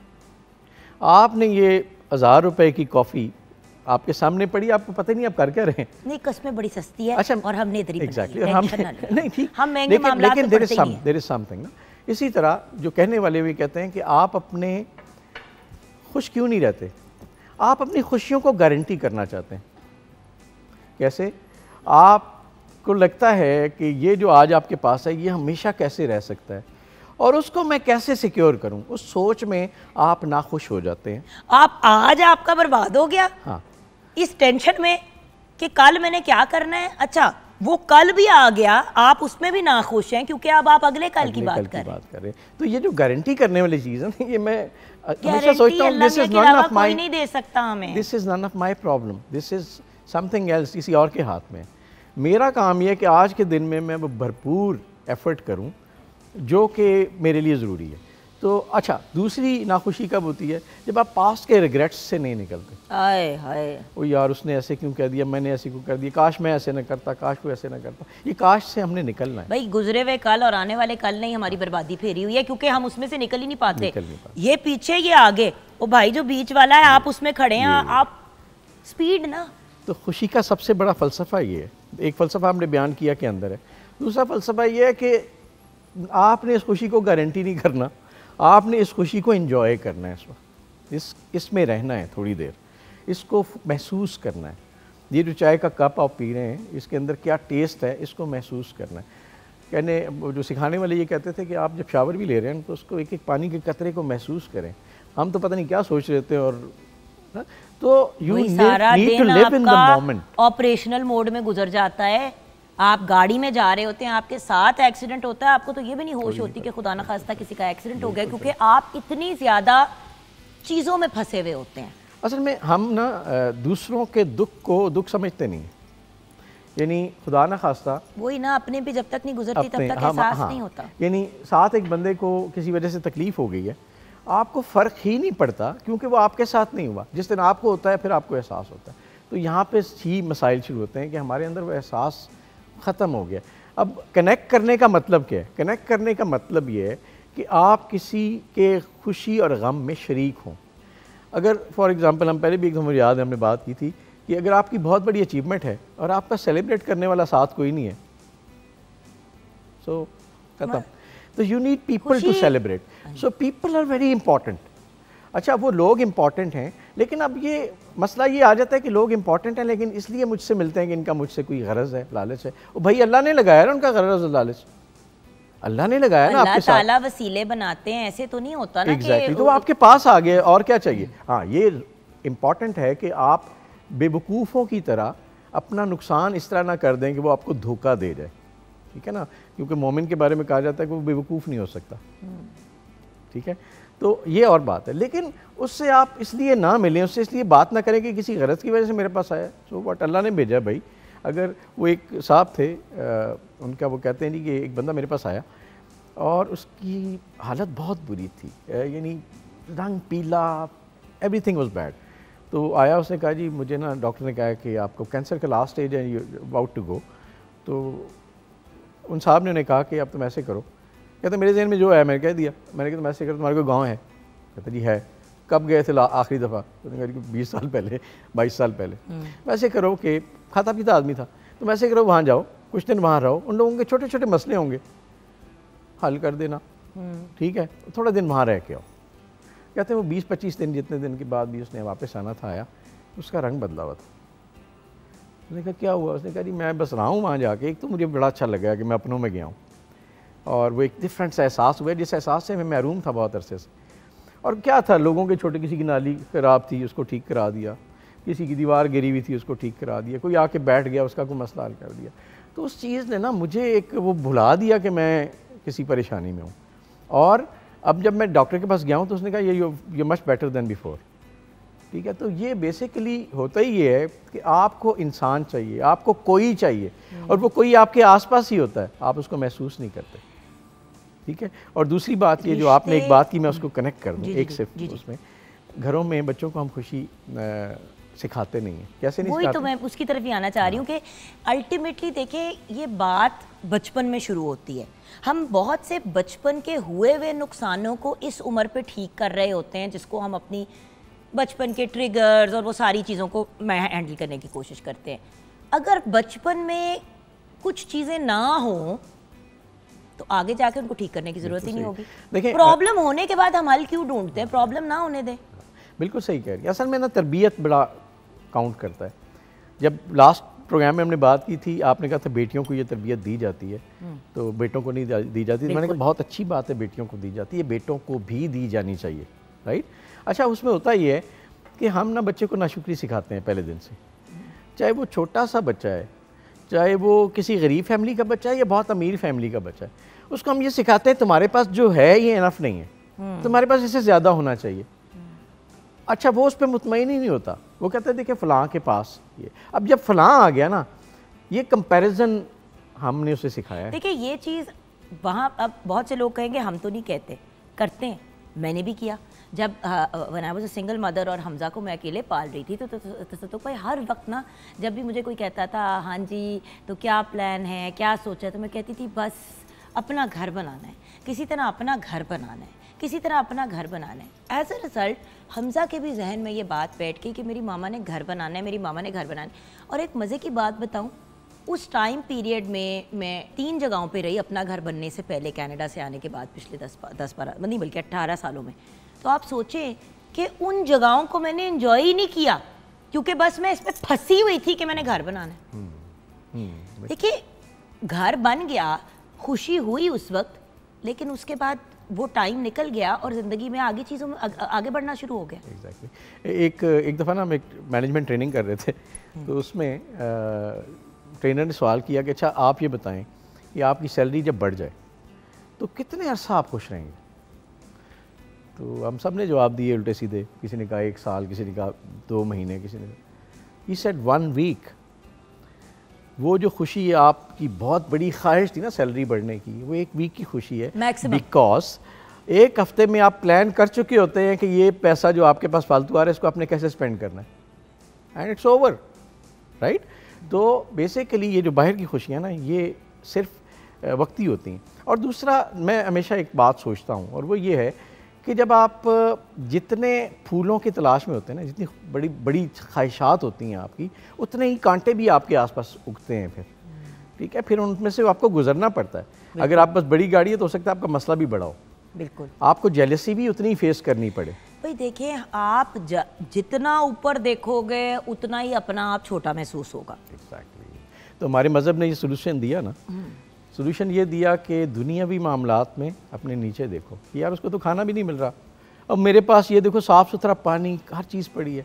हाँ, आप अपने स्पिरिचुअल मामलात में अपने ऊपर देखो कि यार मैं उस जैसा क्यों नहीं, मेरे अंदर वो आजिज़ी क्यों नहीं है जो उस शख्स के अंदर है, उसके पास तो वो भी नहीं है जो मेरे पास है। तो ये एक ही फार्मूला है खुश रहने का। एक बात और इससे ऐड करूँ, मुझे किसी वक्त ऐसे ही अचानक किसी ने पूछा, मेरे जहन में ये जवाब आया तो मैं अभी आज रिपीट करता हूँ। वो ये था कि हमें सुकून क्यों नहीं मिलता। तो मेरे जहन में खुशी और सुकून एक ही चीज़ है। हाँ, वो सुकून जो है ना, वो खुशी मतलब ये फीलिंग है ना एक। देखिए जैसे कहते हैं I want happiness and peace, तो हैप्पीनेस खुशी हो गई और सुकून पीस हो गया। तो सुकून किस में है जुगर? हम समझते हैं कि मुझे ये मिलेगा तो सुकून है, मुझे ये मिलेगा तो सुकून है। मामा की जप्फी, एग्जैक्टली, आप अपने बच्चे को अपनी गोद में पकड़ें, एक्चुअली तो इसका एक और मैं आपको बताता हूँ। सुकून जो है ना वो देने में है, 180%, लेने में नहीं है। बिल्कुल सही। आप अपनी सारी तनख्वाह लें और अपने बच्चे को एक सूट ले दें, इतना वो सूट देने की खुशी होगी, इस तनख्वाह लेने की खुशी वो मैंने कहा ना चंद दमों की होती है। अच्छा लेकिन एक बात बताऊं, मसला सबसे बड़ा ये है कि जब आप पैसों की स्पेशली बात करते हैं या चीज़ों की, तो हर बंदे में जिगरा नहीं होता ना खर्च करने का। एक और सबसे बड़ी प्रॉब्लम ये है, पहले लोग चीज़ें देते थे और आपने नोटिस किया कि कितनी खुशी खुशी देते थे। अब किसी के लिए कोई प्रेजेंट खरीदना होता है तो एक यब पड़ा होता है घर के अंदर, हाय हाय दंगे लड़ाइयाँ झगड़े चल रहे होते, नहीं नहीं ये देना, नहीं ये देना। उन्होंने क्या दिया था पिछली दफ़ा, उन्होंने सूट दिया था, अच्छा वो कितने का सूट था, वो कहाँ से लिया था, अच्छा उतने का ही सूट और उसे क्या हो गया हमें। पहले क्या होता था, आप कहीं पे गए, किसी का आपने दुपट्टा देखा, आपको बड़ा पसंद आया, आंटी आपको दुपट्टा बड़ा प्यारा है, भाई खाला बड़ा प्यारा ही हो, अच्छा उन्होंने उसी तरह का दुपट्टा बनवा के या खरीद के या वही उतार के दे दिया कि बेटा ये लो। या आपको मुझे याद है इसी तरह मेरे हस्बैंड के बिजनेस पार्टनर है उज़ैर भाई, अल्लाह उनकी अम्मी को जन्नत नसीब करे आमीन, बहुत ही प्यारी प्यारी खातून। पहली मेरी उनसे मुलाकात हुई, कोई बात हुई तो मैंने कहा आपने कितना खूबसूरत कलर पहना हुआ आंटी, बड़ा ही खूबसूरत रंग का उन्होंने जोड़ा पहना हुआ था लेस का। 2 दिन बाद शाम को घर बैठी हुई थी तो एकदम से एक पैकेट आया, मैंने उस पैकेट को खोला, उसके अंदर वही पिंक रंग का कपड़ा। बिल्कुल सही। मैंने फ़ौरन फ़ोन किया, मुझे पता भी चल गया ना कि किसने भेजा है, ज़ाहिर ही उनका। मैंने परसों कॉल की, मैंने कहा ये आपने क्या किया, तो कहते बेटी तुझे पसंद आया, मेरे पास घर में एक्स्ट्रा कपड़ा पड़ा हुआ था, ये कमीज़ तो एक पूरी निकल आएगी इसमें से, तो तुम इसमें से अपनी कमीज़ बना के दुपट्टा और वो शलवार करा लेना। अब ये कोई और होता और कोई आंटी ना होती तो होना था आय हाय ओ माय गॉड अब ये हम कहाँ से ढूंढ रहे, कितने का लें, अच्छा, देने में भी अब मुकाबलेबाजी आ गई है भाई। देने में भी ना जुगन रूल ये है, हम साए खीर बना रहे होते थे, एक्स्ट्रा खीर होती थी, हमारे घर भी भेज देते थे। अब तो हर चीज नाप तोल, एक एक चीज 4 रुपए वो, 2 रुपए ये, 8 रुपए वो, 1000 रुपए उसको, 1500 उसका। बंदा किधर जाए? देने में ना जुगन ये है कि जो बंदा देता है ना, रूल ये है कि वो अपनी हैसियत के मुताबिक दे। हाँ जी। वो लेने वाली की हैसियत को मत देखे, ठीक है। यही बात मटेरियल में भी आती है, यही बात आपके अखलाक में भी आती है। अगर हम अब कंपेयर, उसने मुझे क्या दिया तो मुझे क्या, कंपैरिजन आ गया, तो यही तो सबसे बड़ा मसला है। कंपैरिजन ही ने तो बर्बाद किया हुआ है हमें इसी से तो निकलना है। आपको अल्लाह ने एक हैसियत दी है, शुक्र करो, मुझ में वो हैसियत है, मैं क्यों ना इसको दूँ। तो यहीं पे वो जब ये निकलेगा ना, इसलिए मैं कहता हूँ कि अल्लाह की एक सिफ्त है बेनियाजी। बिल्कुल सही। जो कि आप जितने बेनियाज होते चले जाएंगे उतने आप खुश होते चले जाएंगे। जितना आप यानी हैप्पीनेस और एक्सपेक्टेशंस, ये रेसिप्रोकल। मज़े की बात बताऊं, क्योंकि मैं बहुत ढीठ हूँ, तो चलो अल्लाह का शुक्र है घर बना लिया, और उसमें सबसे ज़्यादा करम अल्लाह ताला का है। लेकिन एक बात मैं आपको बता दूँ, तसद्दुक़ भाई, मेरी ज़िंदगी के सबसे मिज़रेबल दिन थे जब मैं घर बनाना चाह रही थी, और जब मैंने एक दफ़ा ज़मीन ले ली ना, उसके बाद आप सोचे कि 5, 6, ऑलमोस्ट 8 साल मेरे मिज़रेबल गुजरे। और अब मैं मुड़ के देखती हूँ और मैं सोचती हूँ कि मैंने इतना टाइम, इतना गुस्से में और फ्रस्ट्रेशन में, ये करना है, ये करना है, ये करना है, इस तरह करना है, ऐसे करना है, क्योंकि घर बनाना है, क्योंकि घर बनाना है। ओ भाई, वो 6-8 साल मैंने ऐਵੇਂ ही वेस्ट कर दिए सड़ के। राज की बात बताऊँ, घर तो फिर भी बन जाना सी, हंस के भी बन जाना थी और रो के भी बन जाना था। लेकिन राज की बात बताता हूँ, अब पता चला राज की बात बताता हूँ। राज की बात ये है कि अल्लाह से अगर आप मटेरियल मांगेंगे ना तो आपको दे देगा, लेकिन उस मटेरियल के साथ वो वाली सख्तियाँ भी आपके हिस्से में आएंगी। तो अल्लाह से मांगे मत। क्या चाहिए? घर क्यों चाहिए था? खुशी के लिए। छत चाहिए थी, ठीक है, तो क्यों ना मैं खुशी मांग लूँ। वो आपने देखा ना कि यार तू ऐसे कर, बड़ी मेहनत कर, अच्छा फिर क्या होगा, फिर तुम्हें इतने पैसे मिलेंगे, अच्छा फिर क्या होगा, फिर तू बड़ा घर बनाएगा, अच्छा फिर क्या होगा, अच्छा फिर तो उसके बाद होगा क्या? तू खुश होगा, भाई मैं आप खुश हूँ, मुझे इतनी वो करने के लिए कोई ज़रूरत नहीं है, मैं भागता फिर। छोटी में झुग्गी सा, एक छोटी सी किसी हट के अंदर जो बंदा रहता है वो क्यों मुस्कुराता है? जो सॉरी छोटे से किसी हाँ झुग्गी के अंदर कोई खाना बदोश होते हैं, वो क्यों खुश होते हैं? मैं एक दफ़ा ना एक रोड के किनारे खड़ा था और मुझे अचानक ना कहकों की आवाज़ आई, 3-4 बच्चों समेत कहकों की आवाज़ आई। मैंने मुड़ के देखा, सख्त गर्मी, और एक मोटरसाइकिल पे मियाँ बीवी कम से कम 3 से 4 बच्चे उनके बैठे हुए और वो हंसते जा रहे हैं। मैंने कहा या अल्लाह, ये है खुशी। लेकिन प्लीज मोटर बाइक पे 6 लोग ना बैठे, हाँ, ना बैठे। होता है और लेकिन ये बात कानून के खिलाफ भी है।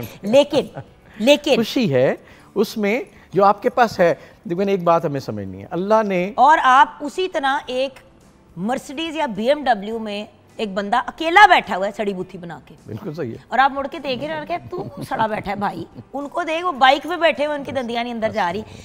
देखें, किसी की खुशी को देख के हसद करने से 100 गुना ज़्यादा, करोड़ गुना ज़्यादा बेहतर ये कि आप अपने आप को, अपनी ज़ात को खुश करने के लिए अपॉर्चुनिटीज़ और सिचुएशंस क्रिएट करें। बिल्कुल सही।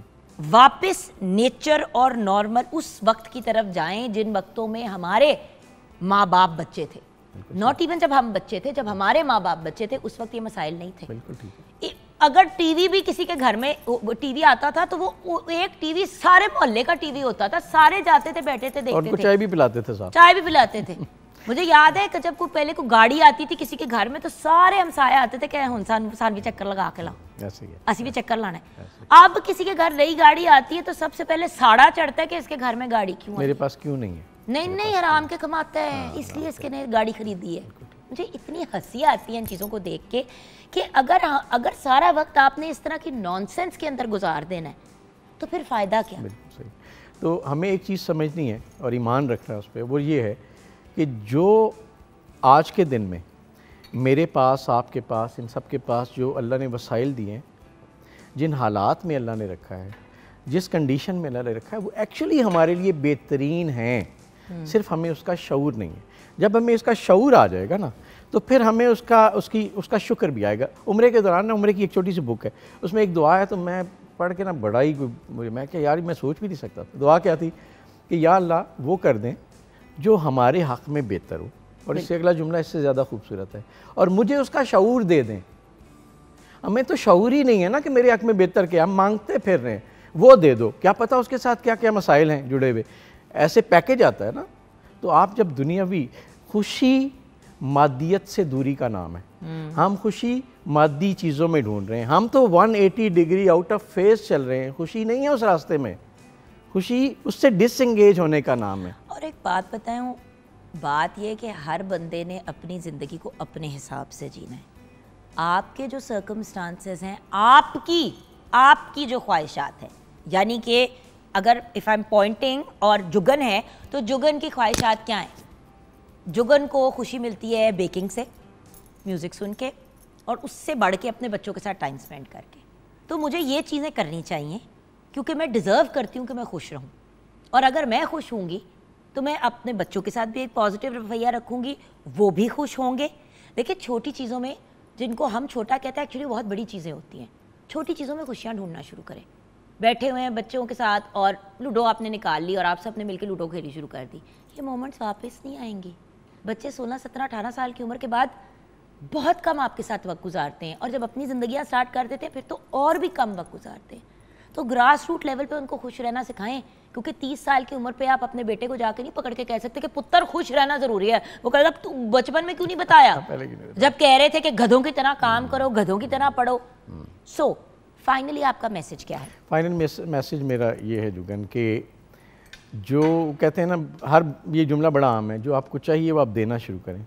जुगन आपको खुशी चाहिए ना, आप किसी से खुशी ले नहीं सकते, कोई ज़बरदस्ती नहीं है। आप कह नहीं सकते कि मुझे खुश करो, आप दे सकते हैं।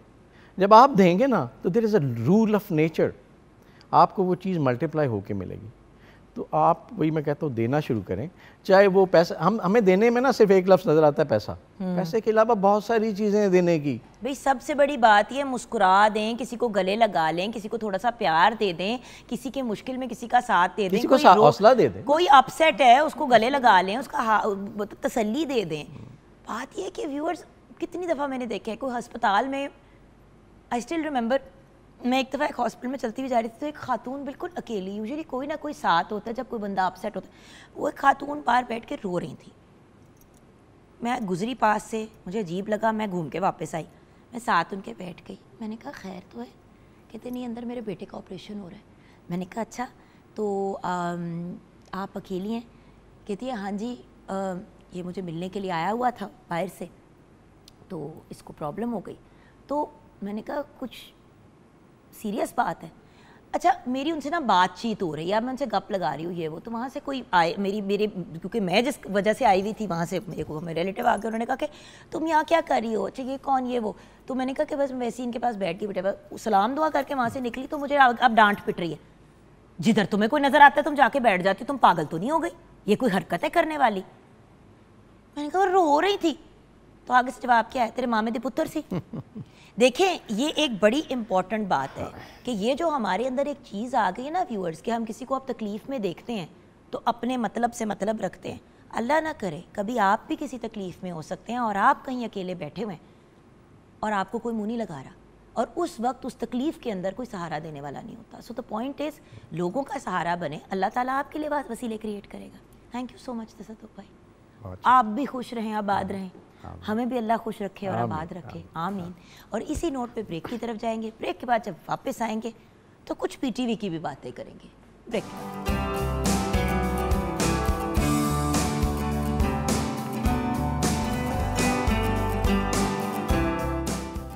Welcome back from the break viewers. जैसे कि मैंने आपको कहा कि ब्रेक के बाद हम बात करेंगे कुछ पीटीवी की। देखिए, Pakistan television network obviously because state channel है, तो बहुत सी ऐसी चीज़ें जो आप प्राइवेट सेक्टर में देखते हैं वो हम अपने इस स्टेट चैनल पे नहीं दिखाते, जिसकी वजह से ऑब्वियसली कुछ हद तक रेटिंग की बात आ जाती है।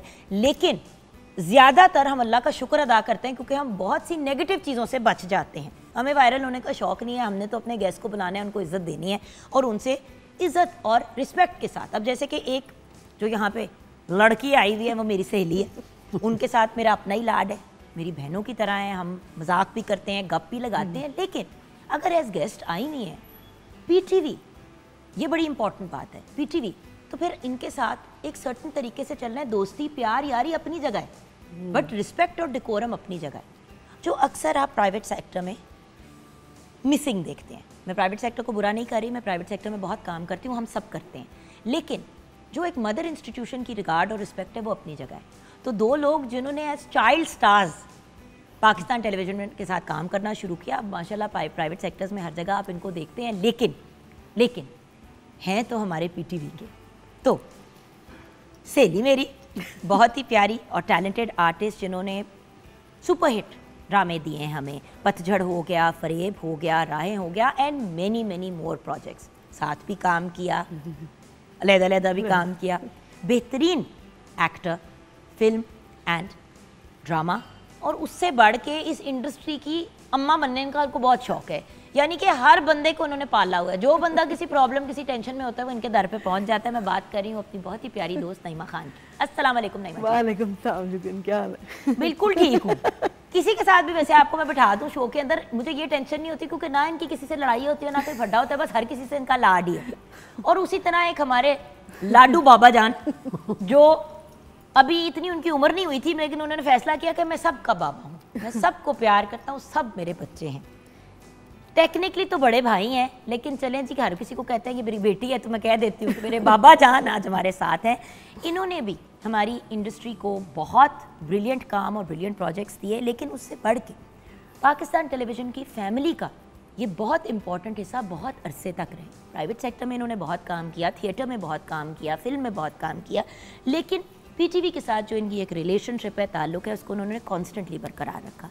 एज अ होस्ट उन्होंने बहुत अमेजिंग प्रोजेक्ट्स दिए। सो अगर बात करें टैलेंट की तो इमेंस है, आप एक बेहतरीन पपेटियर भी हैं। मैं बात कर रही हूँ एब्सोल्युटली ब्रिलियंट ख्वाजा सलीम की। अस्सलाम वालेकुम। वालेकुम अस्सलाम। सबसे पहले तो ये बताएं आप गायब किधर थे? सारी चीजें अब देखिए, नईमा जी से मैंने बड़ी लाड से बात की, आपसे तो नाराजगी है, आप किधर गायब थे इतना कुछ देर से? अल्लाह का शुक्र है ज्यादा टाइम से नहीं, लेकिन कुछ टाइम से थोड़े आप हमें गायब नजर आ रहे हैं। नहीं, उसकी वजह ये थी, एक तो बीमार था, सच्ची जो बात है। मैं अपनी बीमारी कोई भी हो, मैं उसको अखबारात की जीनत नहीं बनाता जी। लेकिन जब मेरी आज आपसे मुलाकात हुई तो आपने मुझे डांटा कि कहती मुझे बाबा हो और तुमने पूछा तक नहीं, और मैंने आपको घूम के क्या बात की? आपने कहा इतने साल हो गए, आपने कभी मुझे फोन किया, ये किया वो किया, लेकिन यार पता क्या है, मैं तू मेरा बेटा है, शुरू पहले नहीं, मैं आपको कुछ और कह रही हूँ। आप तकलीफ में थे, ये सारी इंडस्ट्री देखिए, आपकी एक फैमिली है घर की और एक आपकी इंडस्ट्री आपकी फैमिली है। आपने बॉदर ही नहीं किया कि हमें पता चले कि कोई मसला है, कोई इशू है? मैं रीज़न बताता हूँ। मेरी बात का हो सकता है चंद लोग सही माने और चंद लोग बुरा भी माने। अच्छा। हमारी फील्ड में, अल्लाह ताला मुझे माफ़ करे, मैं not talking about everyone, basically होता ही है कि कोई आर्टिस्ट बीमार होता है ना, तो वो अगर 4 ड्रामे कर रहा है तो उनकी कोशिश होती है यार 4 से कट देंगे, अगर मर गया तो मेरा से करोड़ों का नुकसान हो जाएगा। हाय हाय, दिस इज ट्रू, मैं सच्ची बात कर रहा हूँ। नहीं, बिल्कुल सही कह रहे हैं। ठीक है, because I have seen in my own house ना, मेरा यंगर भाई था, अल्लाह की रहमत करे, Masood Khwaja, he died just because of this. उसको भी गैंग्रीन हुआ था, उसको डॉक्टर ने दवाइयाँ ऐसी दी, गोलियाँ ऐसी दी, गुर्दे उड़ गए, गुर्दे उड़ गए। मैं ऐसी दवाई खाता नहीं हूँ, मुझे लंदन में भी लोगों ने कहा ये खा लो, मैंने कहा मैंने नहीं खाना। मैंने गैंग्रीन के लिए मैं इलाज करवा रहा हूँ, अल्लाह का शुक्र है बहुत अच्छे डॉक्टर से, और हो रहा है बेहतर। लेकिन मैंने फील्ड में इसलिए नहीं बताया यार, मैं काफ़ी सीरियल्स कर रहा था। अच्छा, उसके साथ साथ एक और चीज़ भी है ना, अगर ये बात कह दो तो नईमा जी आपको भी पता है, आर्टिस्ट अपने आप को वायरल करने के लिए फिर वीडियोस बना के अपीलें करना शुरू हो जाते हैं। अब मैं ख्वाजा साहब का जाके, मतलब ख्वाजा साहब के बारे में अगर मैं वीडियो बना के कह दूं कि जी वो बड़ी मुश्किल में है, प्लीज़ उनको आप डोनेशन कर दें, उनको पैसे भेज दें, तो ख्वाजा सलीम ने मेरा सिर फाड़ देना है, कोई और मुझे क्या कहेगा? मैं तो ये बर्दाश्त ही नहीं करता ना। ख्वाजा साहब मेरा सर पहले फाड़ेंगे कि तुझे किसने कहा था बीबी जाके मेरे बारे में ये बात? मतलब like my brother what he said, उसने एक लफ्ज कहा था, उसने कहा था मुझे पैसे नहीं चाहिए यार, मुझे किसी भी हुकूमत से पैसे नहीं चाहिए। लेकिन देखिए ना ख्वाजा साहब, एक तरीका होता है किसी भी चीज़ को करने का, बिल्कुल सही। बट मेरी फिर भी ये राय है ना, आई थिंक नईमा जी भी एग्री करेंगे कि देखिए अपने साथियों को एटलीस्ट पता तो होना चाहिए। बिल्कुल, यू आर राइट, मैं इसके लिए माजरत खा हूँ। आइंदा मैं आपको रोजाना फोन करके बताऊंगा बेटा आज मेरी फुफी, आज पेट में मरोड़ है। हाँ, और मैं आज मेरे 4 बाल और सफेद हो गए हैं और मेरे अंदर अकल की कमी हो गई है। नहीं, अल्लाह माफी दे, हो ही नहीं सकता।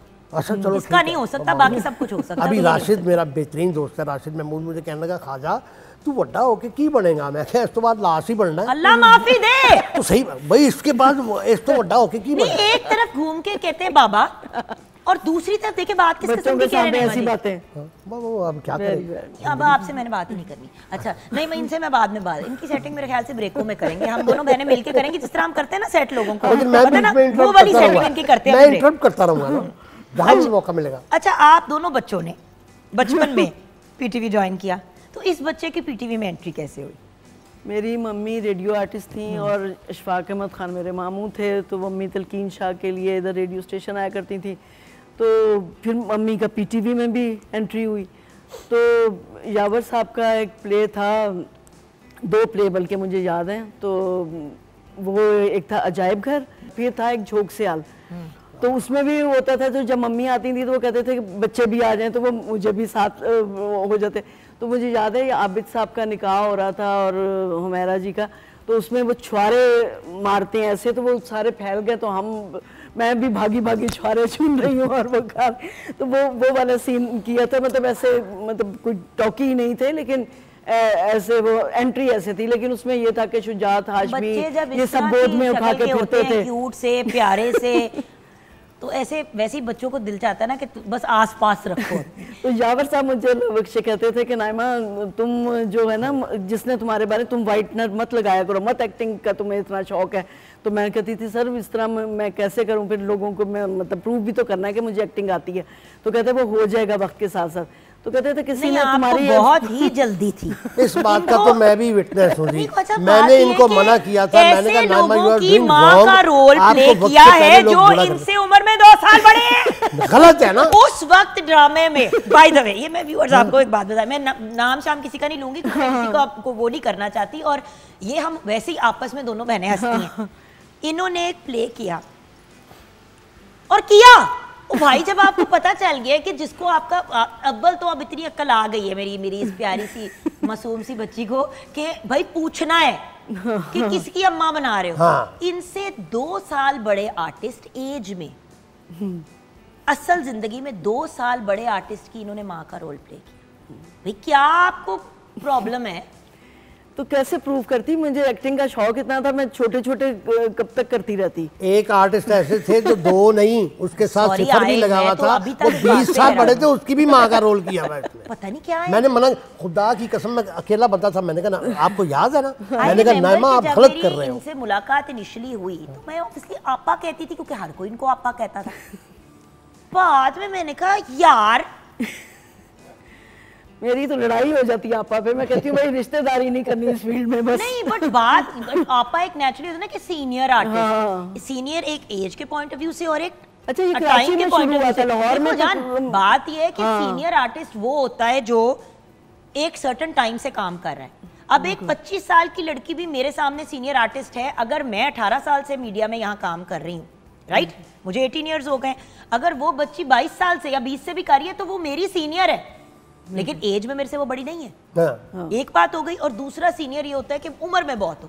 अच्छा, जब मुझे इनसे पहली मुलाकात हुई तो नहीं मापा, मैं अस्सलाम वालेकुम, नहीं मापा, फिर कुछ हमारी दोस्ती हुई, फिर इनके बच्चों की एज और बाकी चीजें पता है, मैंने कहा आप ठीक तो हैं, मैं कहा आप कर क्या रही हैं, तो बाद में पता चला कि बीबी काले वाला दे उत्ते चिट्टे चिट्टे ओला, वो बूट पॉलिश नहीं होती थी, वो याद है वो जो जिसे हम करते थे, वो लगाती थी वाइटनर, पीटी शूज वाली। यार आप एनीवे छोड़ दें, आप अपनी कहानी बताएं, इस लड़की से नहीं बात हो सकती। मैंने तो बाकायदा, जब मैं I was kid I started, मैं अब वो उनके नाम लूंगा ना, उन प्रोड्यूसर्स के, उन डायरेक्टर्स के, तो आपको तो 110%। अच्छा, बट आपकी एंट्री कैसे हुई, उनकी एंट्री की समझ आती है ना, वही तो बताने लगा पॉइंट ऑफ व्यू से कि जब मैं एंटर हुआ था, मैं उन प्रोड्यूसर्स के नाम बताऊंगा तो उन बेचारों को मरे हुए 30 साल हो गए, तो आप कहोगे जी होगा। मैंने मतलब बिल्कुल ऐसे चाइल्ड स्टार, अब मैं सच्ची बात बताऊँ, I was 7 years old when I started television ना इन 1972। तो ठीक है, मेरे साथ कौन थे ऐसे, जितना ये स्टूडियो है इतना बड़ा तो पूरा टीवी स्टेशन था, बैरक्स में होता था। आप तो मेरे मियाँ से भी ज्यादा पुराना, अल्हम्दुलिल्लाह और रब्बिल मुझे अपने मियाँ से ज्यादा आलमीन। पुराना कोई नहीं तो लगता। मैं तुझे ऐਵੇਂ थोड़ी बेटा कहता हूँ, नहीं ठीक है, तू मेरा आप बल्कि आप कह सकते हैं। अब असलम अजहर साहब की रहमत करे अल्लाह पाक, वो थे, गुफरान इम्तियाजी साहब थे, वो आगा तालिब साहब थे, फैज़ अहमद फैज़ थे, वो ऐसे बैठे होते थे लाइनों में, और मैं उधर गुमराह होता था, नहीं अंकल मैंने नहीं करना ये वो। मैं कई दफा सेट ओ भाई आपको लेके कौन आया, लिटिल ख्वाजा को कौन लेके आया पीछे? गुफरान इम्तियाजी साहब अल्लाह करी के रहमत कैसे क्या हुआ? मैं बताता हूँ, मैं रेडियो पे प्रोग्राम करता था, गहवारा प्रोग्राम बच्चों की दुनिया, है उधर भी कैसे आए? बताता हूँ ना, स्कूल का प्रोग्राम करते थे, स्कूल में मैं बैठ के गाने गाया करता था, तुम जिद तो कर रहे, पीछे मेरे टीचर खड़े थे। अच्छा खाजा सलीम तू तो बहुत अच्छा गाता है, मैंने कह दिया मैं तुझे रेडियो पे भेज दूँ, मैंने कहा उन्होंने मुझे प्रोग्राम में भेज दिया, गहवारा प्रोग्राम बच्चों की दुनिया, वहाँ से मुझे गुफरान इम्तियाजी सब ले गए टीवी पे। वो एक सीरीज चलती थी प्लेटफॉर्म, राइट, उसमें मैंने पहला ही प्ले जो था वो मेरा जेब पुतरे का था। मैंने जब पहले एंट्री दी ना, ऐसे करके वो कहने लगे भाई ये तो हिट है, ये तो बहुत अच्छा करेगा ये। फिर उन्होंने मेरी उर्दू से ही करवानी, फिर गुफरान इम्तियाजी साहब थे, फिर तुफैल नियाज़ी मरहूम अल्लाह करी के रहमत करे सिंगर थे, वो मुझे बैठे बैठे सुने करते थे, आ मुंडा कुछ करेगा भाई, आ मुंडा जड़ा ना आने कुछ करना है तो गांडा भी ठीक आ। वो फिर वहाँ से मुझे, मैं नेशनल काउंसिल ऑफ आर्ट्स में चला गया एज ए चाइल्ड स्टार, वहाँ पे सजाद हैदर थे, मुस्तफ़ा सजाद हैदर अभी लंदन में है, अल्लाह उनको ज़िंदगी दे, वो उनके बेटे बच्चे सारे, वो ऐसे मैंने स्टार्ट किया। फिर मेरे जो बेहतरीन टीचर थे अल्लाह उनको जन्नत में जगह दे, आजम खुर्शीद साहब, उनका मैंने फर्स्ट लीडिंग प्ले किया था 1978। वो डेट मुझे इसलिए याद है कि 14 जुलाई को वो चला था, कि 15 जुलाई को मैं मरी में प्रोग्राम करने गया और लोगों ने मुझे ईंटें मारी थी, क्योंकि मैं उसमें भी विलन ही था ना, लड़कियों को छेड़ना और ये वो, लोगों ने पत्थर मारे और था अच्छी यार रात ही था उठा तुम मारना प्या थे, इधर आना जरा मैं तो की जैसा ओरिजिनल पत्थर मारते, फिर मुझे बचा के लेके आए वहाँ 15 जुलाई को। लेकिन कितने प्यारे वक्त थे वो, कितने मासूम वक्त थे। टीवी था ना, सचमुच का काम होता था। असल में लोग सोचते थे कि असल में ये हुआ है। हाँ, और फिर उसके बाद सब लोग जानते थे ना कि पीटीवी पे इतने बजे आना है, प्लेयर सब फेमिलियर था। अब ढेरों भी काम कर रहे थे, आजकल आप नजर नहीं आ रही। अब भाई हम हर चैनल पे तो आने से रहे, और बंदा खुद हर चैनल पे नहीं आता जान के, क्योंकि आप देखें एक टाइम पे अगर आप 6 प्ले शूट कर रहे हैं, तो जब वो 6 के 6 एक साथ ऑनर जाएंगे तो आप पागल लगेंगे, पागल बुरा लगता है। नईमा खान को हम कितने डिफरेंट रूप धार के आगे लेके आए भाई।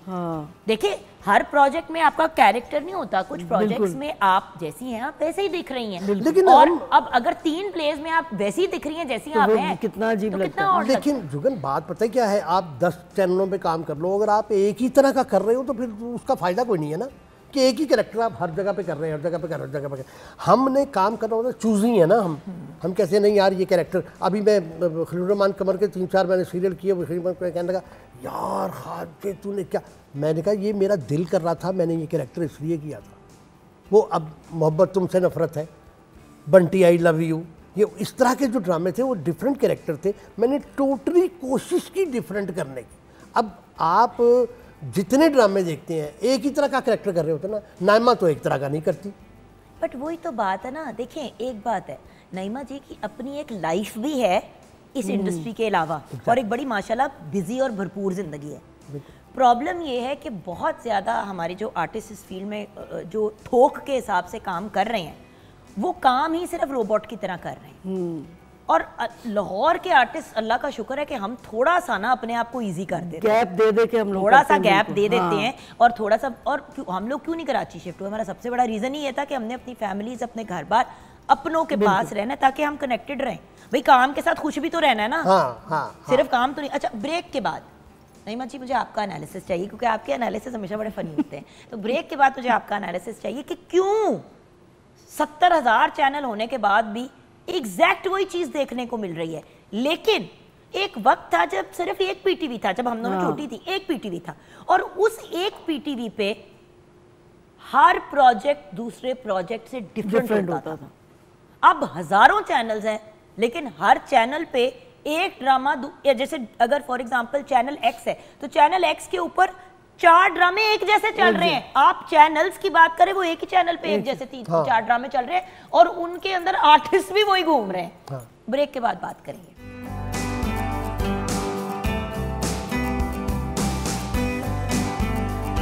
Welcome back from the break viewers. और 2 बड़े पलाले लोग हमारे साथ हैं। एक मेरे जानी दुश्मन बने हुए हैं इस वक्त, उनसे हम बात करेंगे, लेकिन पहले किचन में नजर डाल देते हैं। किचन में क्या सिचुएशन है? बिल्कुल, चपली कबाब रेडी हैं और मैंने इसको केचप के साथ सर्व किया है। अच्छा, बेचारी कॉमिक एक्सप्रेशन ये है कि किधर कौन दुश्मन बना हुआ है और ये क्या हो रहा था। अच्छा नहीं माँ जी, प्रॉब्लम क्या है? यमी ब्रेक से पहले हमने एक टीजर दिया अपने व्यूअर्स को। मुझे जेन्युइनली अपना ओपिनियन बताएं। देखिए, मैं किसी चैनल को बुरा नहीं कह रही, मैं किसी प्रोडक्शन हाउस को बुरा नहीं कह रही। हर बंदे ने रोजी रोटी कमानी है, हर चैनल को रेटिंग चाहिए। अल्लाह का शुक्र है पीटीवी इन मसाइल में नहीं फंसा हुआ। लेकिन प्राइवेट सेक्टर में चैनल को रेटिंग भी चाहिए, चैनल ने पैसे भी बनाने हैं, चैनल ने अपने एम्प्लॉइज़ को भी पे करना है, प्रोडक्शन हाउसेस को भी पे करना है। अब प्रोडक्शन हाउसेस की बात करें तो भाई वो भी एक रैट रेस में फंसे हुए हैं।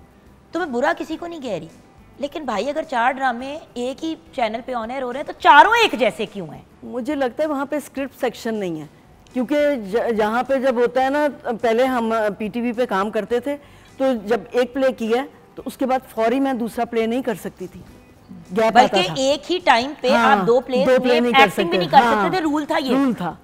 तो वो जहाँ पे स्क्रिप्ट सेक्शन होता था कि मैंने पिछली दफा ये वाला रोल किया था, ये टॉपिक था, इसमें ये आर्टिस्ट थे और इसमें क्राइम को वो किया था या किसी में कोई सा टॉपिक बनाया था, तो वहाँ पे रिकॉर्ड होता था। अब मैंने खुद अपने हाथों से देखा है कि मेरा नाम एक में सईदा है, दूसरे में हुमैरा हो गया, तीसरे में साइमा हो गया, लेकिन मैं कहती हूँ ये तो मैं डायलॉग पहले भी बोल चुकी हूँ। बस थोड़ी बहुत उसमें मुझे लगता है कि एक राइटर जो है वो अपने सारे बच्चों को, फैमिली को दे देता है कि ये वाला सीन तुम लिख लो, ये वाला सीन तुम लिख लो, या इसको रीराइट कर लो। और वो मैंने कई दफ़ा देखा कि थोड़ी बहुत चेंज होती है, वही का वही स्क्रिप्ट होता है। समझ ही नहीं आती कि हम कैसे अपने करैक्टर की वेरिएशन लेकर आएँ। एक्टिंग में इतना, मतलब आपको जो करैक्टर दे दिया गया उसमें इतना मार्जिन ही नहीं है, तो आप उसमें कैसे चेंज लेकर आएंगे? अच्छा, अब तो ये वाली भी प्रॉब्लम है जो पहले नहीं होती थी, और मैं पहले की बात की तरफ आपके पास आऊँगी वापस ख्वाजा, बट ये एक इम्पॉर्टेंट चीज़ है भाई, आपको तो सेट पे जाके स्क्रिप्ट मिलती है और फिर आपको समझ आती है आपका कैरेक्टर क्या है। और पता है एंड पहले हो रहा होता है, हमें शुरू का कुछ नहीं पता होता और हम कहते हैं ये इससे पहले हमारे साथ क्या हुआ था, ये क्या हुआ था। वो बाद में जब कभी देख लें, जब एंड फर्स्ट वाला सीन हमें जब मिले, ओहो इसमें तो हम ये कर सकते थे। हाय मैंने एक ड्रामा किया ख्वाजा साहब, मैं इतनी अपसेट हुई इस बात पे। कराची का एक प्रोजेक्ट था, मैं गई, काम किया, वापस आई, फिर गई, काम किया। अच्छा, हमने ना मेरे हस्बैंड के डेथ के सीन्स जो हैं वो ज़रा शुरू में किए। जिस दिन मैं सेकंड डे सेट पे आई हूँ उस दिन ही उन्होंने हस्बैंड के डेथ के सीन्स रखे। अच्छा, और हस्बैंड की डेथ का सीन तो रखा, तो उसके लिए मैंने जाके ना अपने नेल्स नूल्स सारे कलर वतर, क्योंकि लाल नेल पॉलिश हाथ पाँव पे लगी थी। लेकिन उसी डेथ के बाद फौरन बाद जो अगले मेरे 3 सीन चलने थे उनमें मेरी लाल नेल पॉलिश हाथों में और लाल पाँव पे।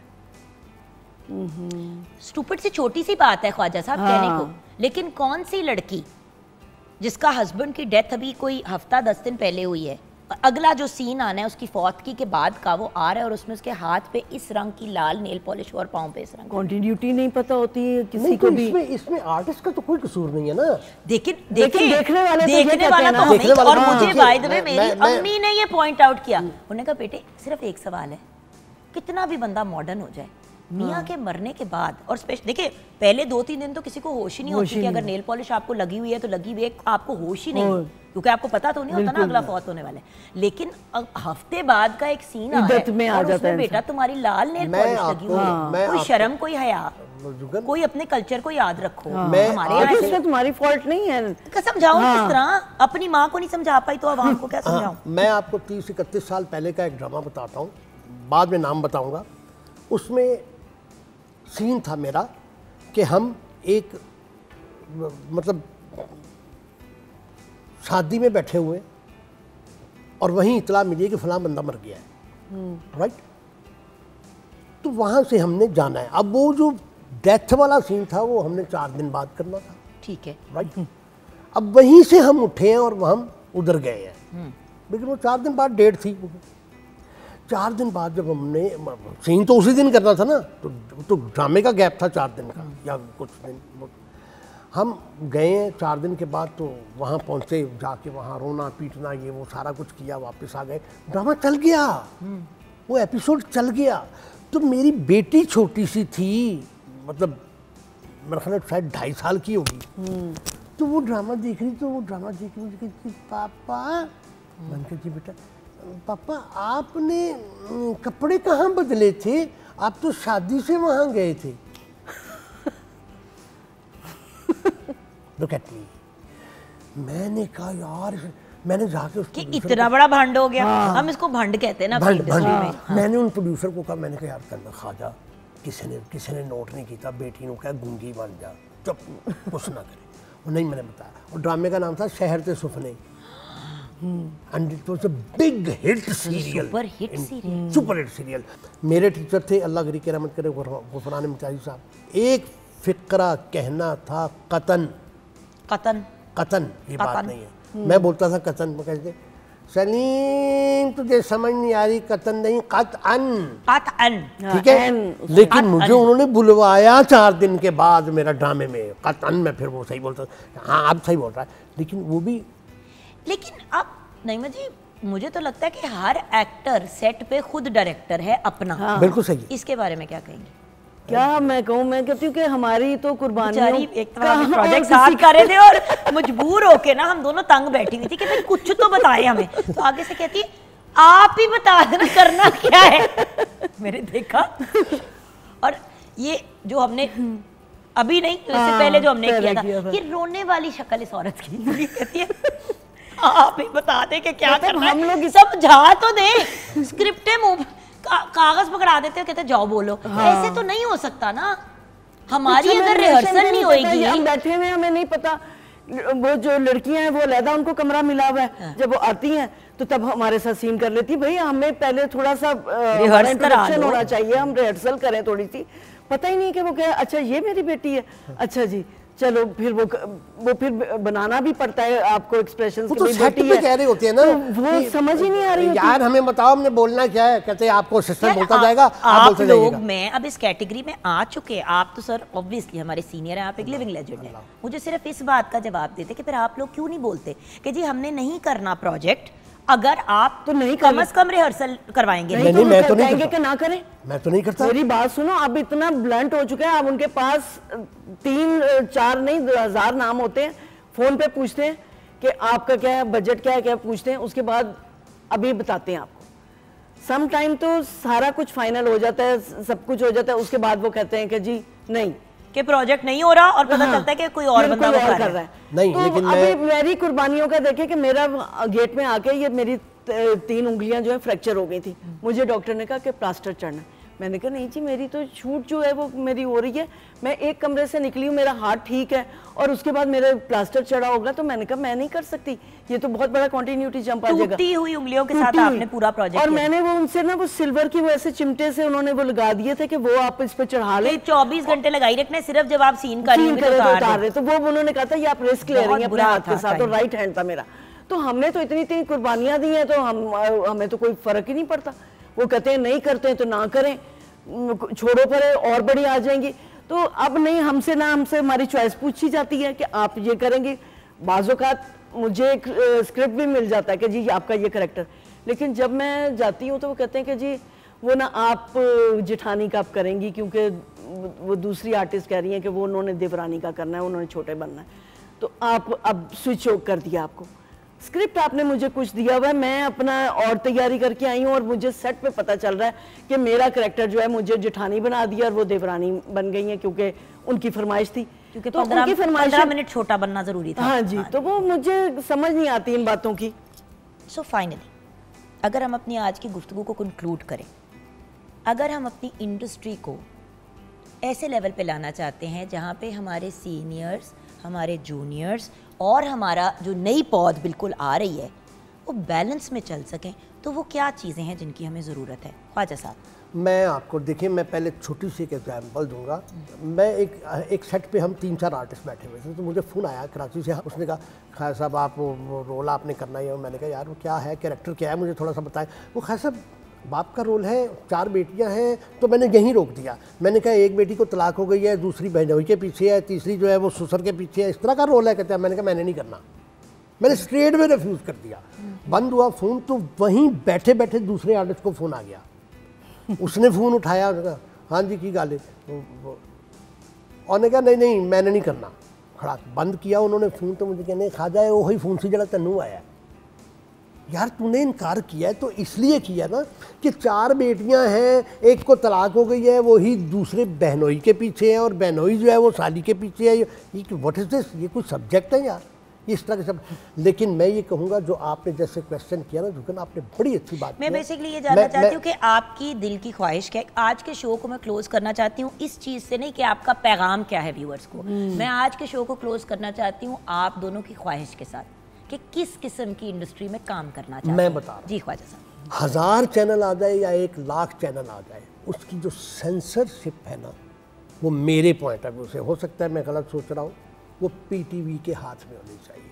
अच्छा, सेंसर जो है ना वो पीटीवी करे, क्योंकि पीटीवी जो है आज भी यूरोप में जो सिख वो हमारे भाई हैं वो सारे हैं, वो बड़े खुले तड़े घर में बैठ के पीटीवी देखते हैं। मैंने उनको कहा, एक वो थे हमारे दोस्त कैमरामैन भी थे, मैंने उनको कहा, मैंने कहा पीटीवी कहना ख्वाजा सच्ची गल आ, ये बाहर चैनल आ दुनिया के बीच जरा माँ भैन के नाल बैठ के देख सकते हैं, बाकी कोई चैनल केड़ा। ये मैं विटनेस हूँ इसका। और अभी मैं कह रहा हूँ कि जितने 1000 चैनल हो, सेंसरशिप जो है ना वो आप पीटीवी को दे दें, आपके चैनल्स भी सही हो जाएंगे, आपके एक्टर्स भी सही हो जाएंगे, आपकी गुफ्तगू भी सही हो जाएगी, आपकी उर्दू भी सही हो जाएगी सारा। लेकिन अभी बैठ के हम यही कहने के भाई मैंने एक ड्रामा कर लिया, रातों रात स्टार बन गया, जरा आप तो भाई स्टार बन गए हो, एक्टर तो नहीं बने ना। यही तो बात है कि अगर हम एक्टर्स की ग्रूमिंग और एक्टर्स को डेवलप करके इंडस्ट्री में लेके आए मज़ीद, जैसे कि 2 मेरे सामने बैठे हुए हैं, मैं भी एक्चुअली उस टाइम की नहीं हूँ जब सिखाया जाता था, बताया जाता था। नहीं मुझे यू रिमेंबर, मैं जब कनाडा से आई थी अपनी पढ़ाई वढ़ाई करके, ये वो सारा हमजा भी पैदा हो चुका था, तो मैं तो उस स्टेज पे पाकिस्तानी इंडस्ट्री का हिस्सा बनी थी। तो क्योंकि मेरी एज भी मतलब मैं 16-17 साल की तो नहीं थी, सो द पॉइंट इज क्योंकि I already had a child, all of those things, तो वो वाला स्टेज जो है ना, उस स्टेज पे जब मैं आई हूँ 18 साल पहले इंडस्ट्री में, ऑलरेडी अब ये चीज़ें शुरू हो चुकी थी। जिठानी का चक्कर देवर से है, देवर की बीवी जो है वो उसको छोड़ के किसी और के साथ भाग गई है ना, लाइक यार ये क्या है। देखिए कुछ बिल्कुल हमारे ड्रामे और हमारी फिल्में, हमारे जो सोसाइटी और माशरे में चीज़ें हो रही होती है वही दिखाता है, लेकिन ये नहीं हो रहा हमारे माशरे में जो आप दिखा, इतना नहीं हो रहा। नहीं जी, कोई इक्का दुक्का घर होता है जहाँ पे कोई उठपटांग चीज़ चल रही होती है। अब तो ऐसे लगता है कि हर घर में हर बंदे का हर किसी से चक्कर चल रहा है, इसलिए हम ड्रामों में सिर्फ ये दिखा रहे हैं। आप कैसी इंडस्ट्री में काम करना चाहती हैं? फाइनल बात। मैं जैसे होता था कि हमारी रिहर्सल्स होती थी, हमारे साथ राइटर बैठते थे, वो उस पर डिस्कस करते थे कि आपका ये कैरेक्टर है, आपका ये कैरेक्टर है। जो डायरेक्टर होते थे वो साथ बैठते थे, वो कहते थे, फिर हम उनसे पूछते थे कि हम इसको कैसे बनाएं, ड्रेसिंग इसकी कैसी होनी चाहिए, ज्वेलरी कैसी होनी, इस पर पूरी डिस्कशन होती है। अब वो कहते हैं जी आप 45 जोड़े लेके आ जाएं, और एक वो दरमियाने से वो है, एक मॉडल स्कॉट माँ है, और ये है, ये बस 2-3 चीज़ें हैं।